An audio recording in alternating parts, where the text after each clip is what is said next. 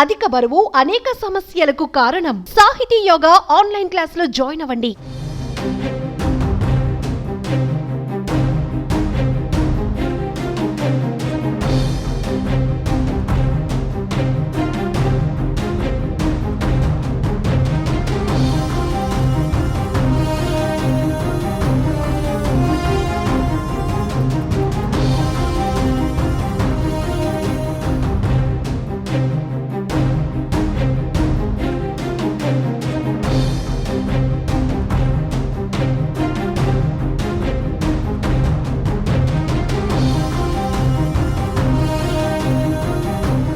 హైదరాబాద్ నగరంలో హైడ్రా పెడుతున్న టెన్షన్ అంతా ఇంత కాదు.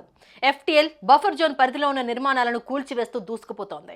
కొంతమంది దీనిని సపోర్ట్ చేస్తూ ఉండగా హైడ్రా పేదల కోసమే అని, బడాబాబుల కోసం కాదనే విమర్శలు కూడా వస్తున్నాయి.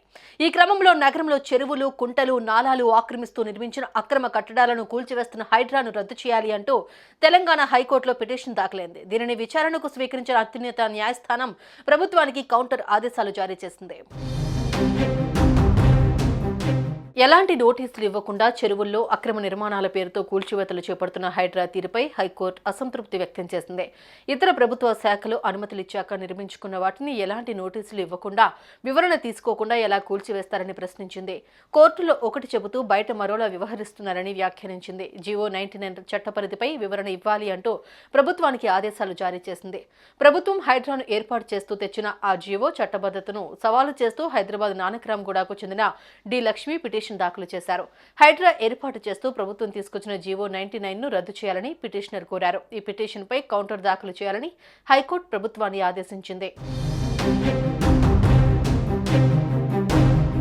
హైడ్రా ఏర్పాటు నిబంధనలకు విరుద్ధంగా జరిగిందని పిటిషనర్ తరపు న్యాయవాది వాదించారు.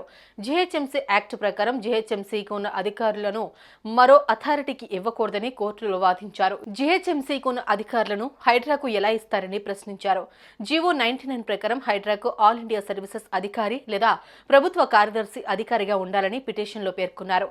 కానీ ప్రస్తుతం హైడ్రాను ఆల్ ఇండియా సర్వీసెస్ అధికారి కాకుండా ఉన్న వ్యక్తిని నియమించారని కోర్టుకు తెలిపారు. తదుపరి విచారణను హైకోర్టు 2 వారాలకు వాయిదా వేసింది. సుమన్ టీవీలో మీ పర్సనల్ అండ్ బిజినెస్ ప్రమోషన్స్ కోసం కింది నెంబర్కి కాంటాక్ట్ చేయండి.